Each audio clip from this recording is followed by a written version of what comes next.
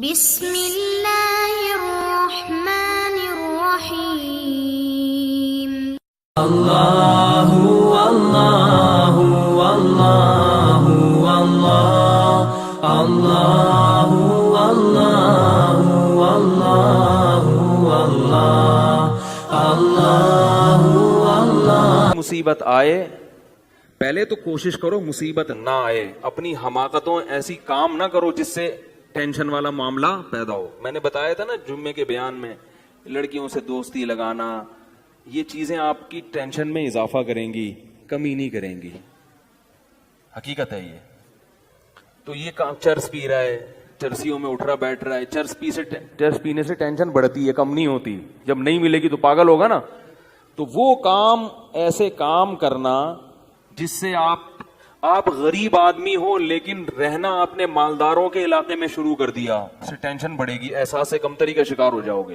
یار اس کے پاس بھی گاڑی, یار اس کے پاس کرولا, میرے پاس رکشا, خامخواہ کی. تو آپ کو چاہیے تھا کہ جب آپ رکشا ہے تو ایسے علاقے میں جاؤ جہاں سب کے پاس کیا ہے, رکشا ہے, دکان پکوڑوں کی ہے اور سوچیں کروڑوں کی.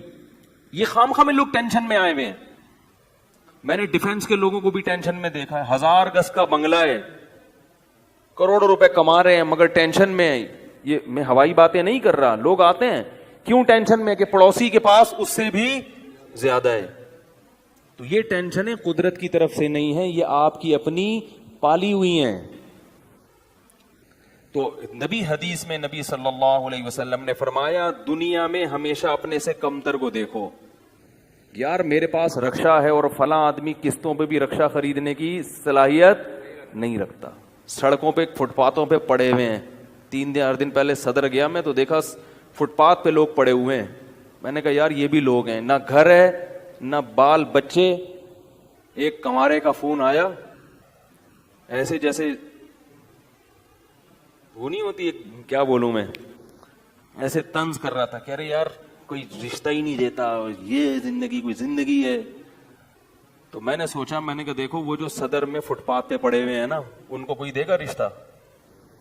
میں نے کہا تمہیں ابا نے گھر میں رکھا ہوا ہے, روٹی پانی پنکھا سب مل رہا ہے, دعا کرتے ہیں اللہ کوئی انتظام کر دے.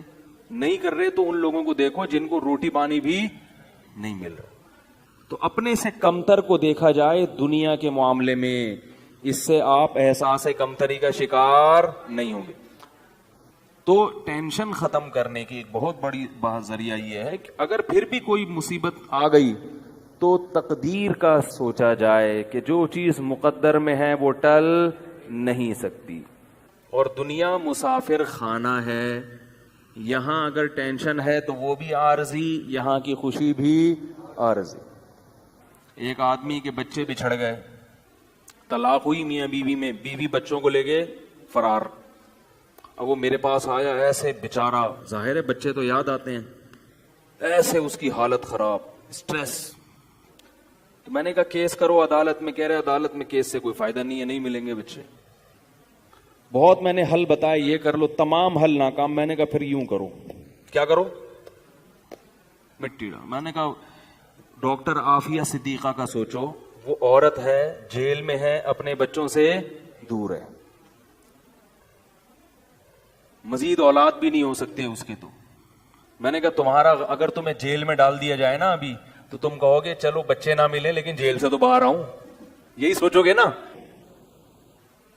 اس کا سوچو کہ وہ ایک عورت ذات ہے, کئی سالوں سے جیل کے اندر پڑی ہوئی ہے, اور عورت کے لیے بچوں سے جدائی وہ بہت زیادہ مشکل ہے. مرد تو برداشت کر لیتا ہے. تو میں نے کہا اب جو چیز بس میں نہیں ہے اس پہ غم کرنا فضول, مٹی ڈالو ایسے, اور شادی کرو اور مزید نئے بچے پیدا کرو. جب ادھر دوسری اولاد آئے گی تو ادھر سے ذہن آپ کا ہٹ جائے گا. کہتے ہیں لوگ تانے دیں گے, بچوں کو بھول گیا. میں نے کہا لوگوں کے پاس فالتو ٹائم بہت ہے, ٹھیک ہے نا, وہ تانے دیتے رہیں گے, لوگوں کے تانوں کی پرواہ مت. جب ایک چیز آپ کے بس میں نہیں ہے تو اس پہ سوچنا کیسا. یہ بھی ایک بہت بڑا نسخہ ہے سکون کا کہ جو چیز آپ کے اختیار میں نہیں ہے اس کے بارے میں سوچنا بند کر دو. دیکھو نوح علیہ الصلوۃ والسلام اپنے بیٹے کی ساری زندگی تربیت کرتے رہے مگر وہ کافر نکلا. آخری وقت میں نوح علیہ السلام کو اپنے بیٹے پر کتنا پیار آیا کہ میری کشتی میں سوار ہو جا. بیٹا کہتا ہے سآوی الی جبل یعصمنی من الماء, میں پہاڑ پہ چڑھ جاؤں گا جو مجھے پانی سے بچا لے گا. پیغمبر کو اپنی اولاد سے بہت محبت ہوتی ہے, بہت زیادہ, جیسے یعقوب علیہ السلام کو تھی نا اپنے بیٹے سے. کتنا درد ہوگا اس وقت نوح علیہ السلام کے دل میں, کیسے تڑپ رہے ہوں گے. لیکن بیٹا باز نہ آیا. وحال بینہم الموج فکان من المغرقین, ایک موج آئی اور اس کو غرق کر دیا. نوح علیہ السلام نے اللہ سے دعا مانگی, ان ابنی من اہلی, اے اللہ میرا بیٹا میرے اہل و عیال میں سے ہے, تو نے تو وعدہ کیا تھا تو میرے اہل و عیال کا خیال کرے گا. اللہ نے کیا فرمایا, انہ لیس من اہلک, یہ تیرے اہل میں سے نہیں ہے, اس کا عمل ٹھیک نہیں ہے. فلا تسألنی ما لیس لک بہ علم, دوبارہ یہ سوال مجھ سے مت کرنا. اب یہ نہیں کہ نوح علیہ السلام بیٹھ گئے اور یہ کیا ہو گیا اور اب سوچیں یہ تو بڑھ گئے. بس نوح علیہ السلام نے فوراً استغفار کیا, اعوذ بک ان اسألک ما لیس لی بہ علم, اے اللہ میں تجھ سے پناہ مانگتا ہوں ایسی چیز کی, میں تجھ سے ایسا سوال کروں جس کی دلیل میرے پاس نہیں. بس بھول گئے. اب یہ تھوڑی کہ روتے رہیں بیٹھ کے, بھئی جو چیز بس میں نہیں ہے چھوڑ دو.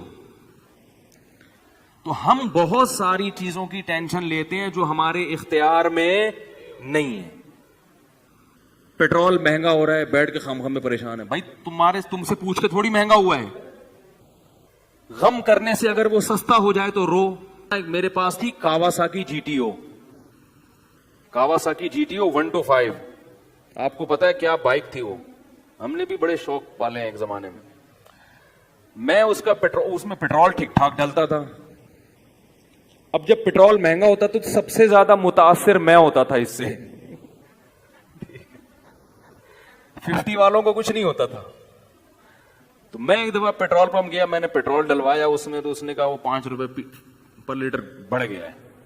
مجھے بڑا غصہ آیا. میں نے ساتھ والے سے کہا, میں نے کہا یار یہ کیا مذاق ہے یار, ہر تھوڑے دن کے بعد 5 روپے بڑھ رہا ہے, تو آپ کو غصہ نہیں آیا؟ اس نے کہا صرف میرے لیے تھوڑی بڑھ رہا ہے, پوری قوم کے لیے بڑھ رہا ہے نا. تو مجھے اس کی بات بڑی اچھی لگی. اس نے کہا میرے اکیلے کے لیے بڑھے تو مجھے غصہ آئے, سب کے لیے بڑھ رہا ہے تو چلو ٹھیک ہے. اس دن کے بعد سے اب تک پیٹرول بڑھنے پر مجھے غصہ نہیں آیا. میں یہی کہتا ہوں یار مجھے ٹینشن لینے سے کیا ملے گا. 100 روپے لیٹر بڑھ جائے, زیادہ زیادہ یہ ہوگا, بہت زیادہ بڑھے گا تو گاڑی بیچ دو. بھائی نہیں, ہمارے کنٹرول سے باہر ہو گئی ہے, گاڑی بیچ دو, دوبارہ آ جاؤ, ٹیکسی پہ آ جاؤ, پھر بھی ہے تو پھر رکشے پہ آ جاؤ, پھر چنچی پہ آ جاؤ, پھر پیدل ہو جاؤ. جو چیز اختیار میں نہیں ہے اس کی ٹینشن لینا حماقت ہے. بات آ رہی ہے سمجھ میں؟ اسی طرح یاد رکھو, اولاد کی تربیت کا معاملہ ہے.